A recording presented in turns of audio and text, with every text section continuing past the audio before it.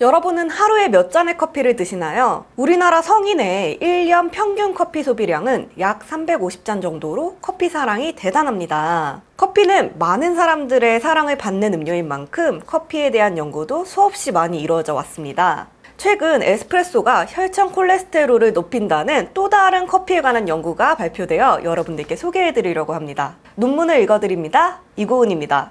2022년 5월에 발표된 따끈따끈한 논문으로 에스프레소 커피와 콜레스테롤 간의 연관성 트롬스의 스터디 2015-2016 이라는 제목으로 에스프레소를 얼마나 마시느냐가 콜레스테롤 수치를 얼마나 상승시키는가 알아본 노르웨이의 대규모 임상 연구입니다. 그러면 연구 배경부터 살펴볼까요? 커피에는 카페스톨과 카월이라는 성분이 들어있는데요. 두 성분이 혈청 콜레스테롤을 증가시키는 역할을 담당하고 있습니다. 그래서 제조 방법에 따라 카페스톨과 카월이 얼마나 들어가는지 차이가 있어 카페인의 효과도 달라지게 됩니다. 커피에 관해 많은 연구가 있었지만 에스프레소가 혈청 콜레스테롤에 미치는 영향에 관한 인구 기반 연구는 거의 없었습니다. 그래서 이 논문에서는 제조 방법에 따라 에스프레소가 혈청 총 콜레스테롤과 어떻게 관련되어 있는지 조사하기로 했습니다. 우선 트롬스의 연구는 지난 48년 동안 노르웨이에서 가장 포괄적인 연구 중 하나입니다. 이 연구는 트롬스의 연구 중 7차 조사로 2015년부터 2016년까지의 데이터를 분석했습니다. 연구 대상은 노르웨이 북부에 거주하는 40세 이상의 성인 21,083명이었습니다.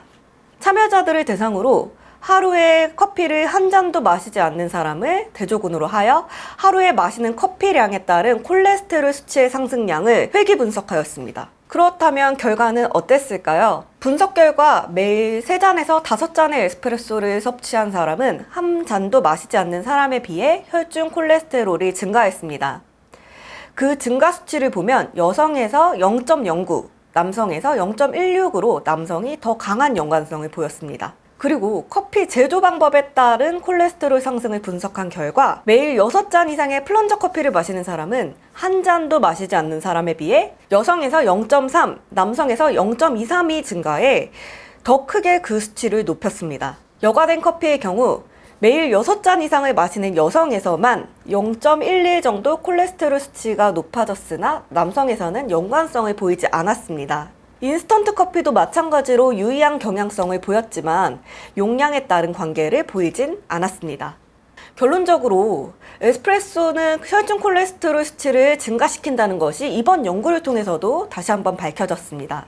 그리고 그 영향은 남성에서 더 강하게 나타났습니다. 커피 제조 방법에 따르면 끓인 플런저 커피는 남녀 모두에서 콜레스테롤 수치를 상승시켰고 이는 이전의 연구들과 유사한 정도였습니다. 여과 커피는 여성에게서만 약하게 영향을 주었습니다. 덧붙여 이 연구를 주도한 연구자들은 에스프레소와 혈청 콜레스테롤에 대한 추가적인 연구가 필요하다고 밝혔는데요. 여기에는 몇 가지 생각해볼 문제가 있기 때문이죠. 이전 연구들을 살펴보면 커피와 콜레스테롤 사이에는 다양한 결과들이 있었습니다.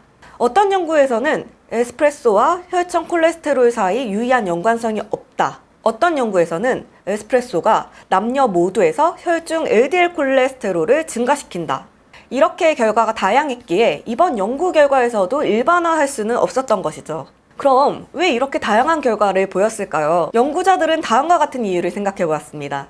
첫 번째, 에스프레소의 정의가 넓습니다. 이 연구의 설문에서는 에스프레소 추출 방법에 커피 머신, 캡슐 커피, 모카포트 방법이 있었습니다. 이전 연구에 따르면 추출 방법에 따라 카페스테롤의 함량이 다른데 모카포트에서는 36mg/리터, 커피 머신에서는 54mg/리터임이 밝혀졌습니다.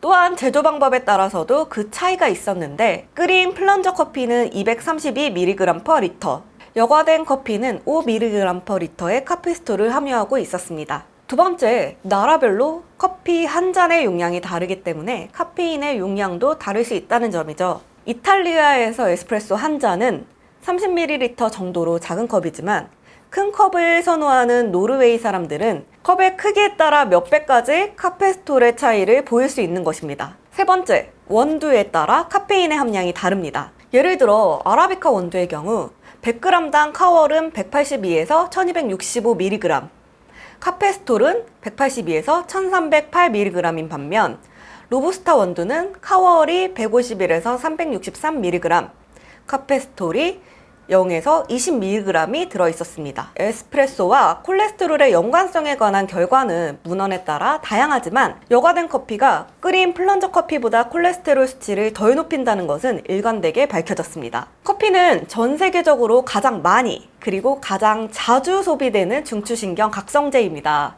그렇기 때문에 지금도 세계 곳곳에서 연구자들은 커피와 건강에 관해 연구 중이고 건강과 관련된 작은 영향도 상당한 결과를 초래할 수 있습니다. 적당한 커피는 건강에 좋다는 연구 결과도 많아 2021년 유럽 심장학회 가이드라인에는 심혈관 질환의 예방에 커피가 처음으로 포함되었습니다. 여기에 추가적으로 에스프레소 커피와 혈청 콜레스테롤의 연관성에 대한 연구들이 쌓인다면 똑똑한 커피 소비에 대해 권장사항이 개선될 것이라고 연구자들은 말하고 있습니다. 적당한 커피는 오히려 건강에 도움을 줄 수도 있다고 하니 커피 똑똑하게 마시는 것이 좋겠죠. 하루에 되도록 3잔 이하로 끓인 플런저 커피보다는 드립커피와 같은 여과된 커피 마시기. 커피도 즐기고 건강도 챙기는 여러분이 되시길 바라며 저는 다음 컨텐츠로 찾아뵙겠습니다. 안녕.